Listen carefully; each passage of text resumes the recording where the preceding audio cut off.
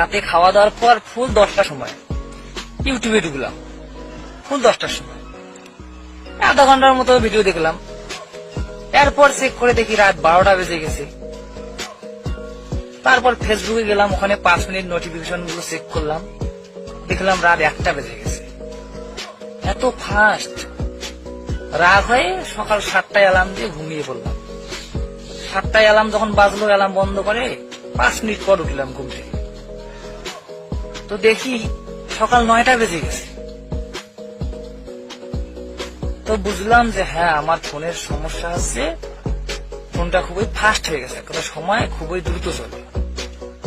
এরপর আমি টের পেলাম যখন পড়তে বসলাম, দুপুর 12টার সময় ফোনটা অফ করে টানা 2 ঘন্টা পড়লাম, 2 ঘন্টা।